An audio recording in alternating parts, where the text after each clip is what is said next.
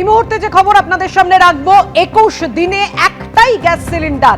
হঠাৎ ফিরল পুরনো নির্দেশিকা। পশ্চিম এশিয়ায় যুদ্ধের আবহে ভারতে রান্নার গ্যাসের যোগানে আশঙ্কা তৈরি হয়েছে। ইরানের হুমকিতে হরমুজ প্রণালী আটকে, অসংখ্য জাহাজ আটকে রয়েছে হরমুজ প্রণালীতে। ডিস্ট্রিবিউটরদের হাতে আর মাত্র 4-5 দিনের স্টক রয়েছে। পরিস্থিতি সামলাতে নতুন নির্দেশিকা পেট্রোলিয়াম মন্ত্রকের। 21 দিনের আগে নতুন করে বুকিং নয় দাবি ডিস্ট্রিবিউটরদের। বিকল্প রাস্তা না খুললে এলপিজি নিয়ে আশঙ্কায় ডিস্ট্রিবিউটররা। বায়োমেট্রিক কেওয়াইসি না করালে উজ্জ্বলা প্রকল্পেও বুকিং বন্ধ। নতুন স্টক না এলে কমার্শিয়াল গ্যাসেও সংকটের আশঙ্কা তৈরি হয়েছে।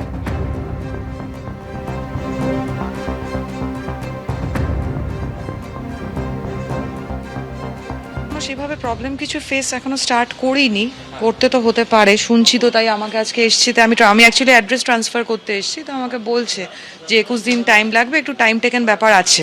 তো এখন করলে বোঝা যাবে। আমার তো সাথে ইন্ডাকশনও চলছে, অপশন রাখতে হচ্ছে, না খেয়ে তো আর কেউ থাকবে না। তো মানে নয় কেরোসিন, নয় ইন্ডাকশন, নয় কিছু তো একটা মানুষের সাবস্টিটিউট ফর কুকিং পারপাস রাখতেই হবে। কারণ এদের যদি 4-5 দিনের স্টক যদি শেষ হয়ে যায়, তখন তো এটা প্রচণ্ড বড় হ্যারাসমেন্ট হয়ে যাবে। কাল সন্ধ্যে থেকে ফোনে বুক হচ্ছে না। হ্যাঁ, আমি আজ যার জন্য অফিস না গিয়ে এই বুকিং নিয়ে চলে এলাম।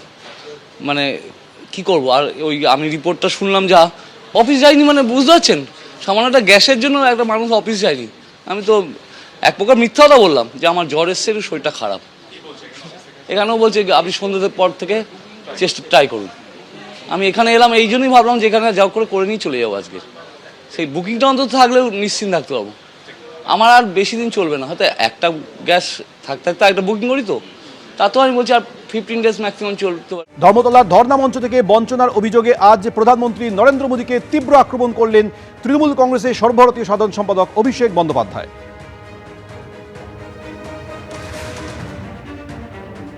টাকা আটকেছে, তাও মমতা ব্যানার্জির সরকার দিয়েছে নিজের কোষাগার থেকে, যেখানে 60% টাকা দেওয়ার কথা ছিল কেন্দ্র সরকারের।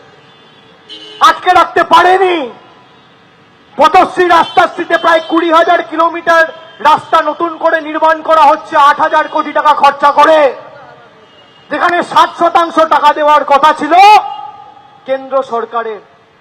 আমি দেখলাম আজকে কাগজে অ্যাড দিয়েছে, মোদী সরকার নাকি 52 লক্ষ লোককে বাড়ি দিয়েছে। আমি বিজেপির প্রতিনিধিকে বলবো, সোশ্যাল মিডিয়ায় আমার বক্তব্য শোনেন, আমার উপর সবার নজরদারি আছে, লুকিয়ে লুকিয়ে হলেও শোনেন, টিভির সামনে বসে দেখেন। আমি বলবো শ্বেতপত্র প্রকাশ করো, যদি 5 বছরে একটা বাড়ি দিয়েছো প্রমাণ করতে পারো, আমি রাজনীতি ছেড়ে দেবো।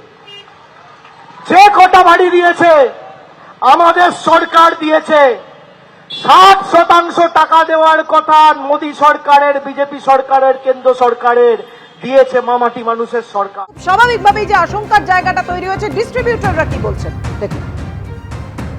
রেস্ট্রিকশন শুরু হয়ে গেছে, বড় বড় কাস্টমারদেরকে সাপ্লাই এখন আর দেওয়া হচ্ছে না। যারা বড় সিলিন্ডার ইউজ করেন, যেরকম আমাদের 425 কেজি সিলিন্ডার আছে, তাদের সাপ্লাই রেস্ট্রিকশন করে দেওয়া হয়েছে, বন্ধ করে দেওয়া হয়েছে। যারা 47 কেজি সিলিন্ডার ইউজ করেন তাদেরও মোটামুটি এইচপিসি, বিপিসি সাপ্লাই বন্ধ হয়েছে। ইন্ডিয়ান অয়েলেরও হয়তো আজকালের মধ্যে বন্ধ করে দেবে। 19 কেজিও আস্তে আস্তে সেই জায়গায় যাবে। কাস্টমাররা যাতে কোনো অসুবিধায় না পড়ে সেটা লক্ষ্য রাখছে এখন। এলপিজি এবং ন্যাচারাল গ্যাসের ক্ষেত্রে এটা আমি ঠিক বলতে পারছি না, কারণ আমরা কতটা এলপিজি এবং ন্যাচারাল গ্যাস রাশিয়ার উপরে আমরা নির্ভরশীল, এক্স্যাক্টলি আমার সেটা জানা নেই। ভারতে মহড়া সেরে ফেরার পথে শ্রীলঙ্কায় আমেরিকার সাবমেরিন হানায় ধ্বংস ইরানের IRIS ডেনা যুদ্ধ জাহাজ। এই যে আপনাদের সামনে রেখেছি সেই যুদ্ধ জাহাজ মুহূর্তের উদ্ধারের মুহূর্তের ছবি দেখতে পাচ্ছেন আপনারা। যুদ্ধ জাহাজ উদ্ধারের মুহূর্তের ছবি সামনে এসেছে। IRIS ডেনা যুদ্ধ জাহাজ যখন শ্রীলঙ্কায় আমেরিকার সাবমেরিন হানায় ধ্বংস হয়ে যায়। ইরানের IRIS ডেনা যুদ্ধ জাহাজ।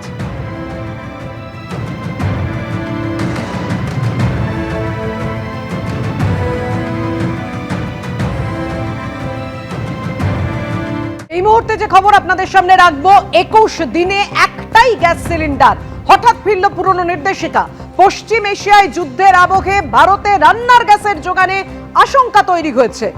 ইরানের হুমকিতে হরমুজ প্রণালী আটকে, অসংখ্য জাহাজ আটকে রয়েছে হরমুজ প্রণালীতে। ডিস্ট্রিবিউটরদের হাতে আর মাত্র 4-5 দিনের স্টক রয়েছে। পরিস্থিতি সামলাতে নতুন নির্দেশিকা পেট্রোলিয়াম মন্ত্রকের। 21 দিনের আগে নতুন করে বুকিং নয় দাবি ডিস্ট্রিবিউটরদের। বিকল্প রাস্তা না খুললে এলপিজি নিয়ে আশঙ্কায় ডিস্ট্রিবিউটররা। বায়োমেট্রিক কেওয়াইসি না করালে উজ্জ্বলা প্রকল্পেও বুকিং বন্ধ। নতুন স্টক না এলে কমার্শিয়াল গ্যাসেও সংকটের আশঙ্কা তৈরি হয়েছে।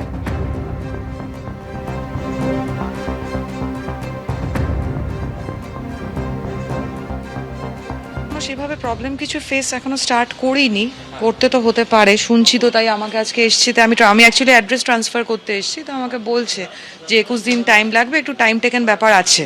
তো এখন করলে বোঝা যাবে। আমার তো সাথে ইন্ডাকশনও চলছে, অপশন রাখতে হচ্ছে, না খেয়ে তো আর কেউ থাকবে না না।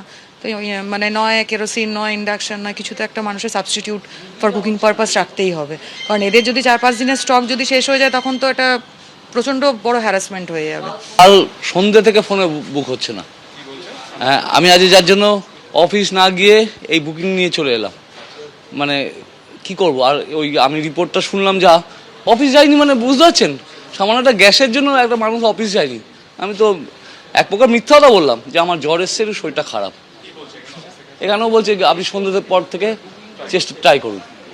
আমি এখানে এলাম এই জন্যই ভাবলাম যে এখানে যাও করে নিয়ে চলে যাবো আজকে। সেই বুকিংটা অন্তত থাকলেও নিশ্চিন্ত থাকতে পারবো। আমার আর বেশি দিন চলবে না, হয়তো একটা গ্যাস থাকতে একটা বুকিং করি, তো তা তো আমি বলছি আর 15 ডেজ ম্যাক্সিমাম চলতে পারে। এবিপি আনন্দ, এগিয়ে থাকে, এগিয়ে রাখে।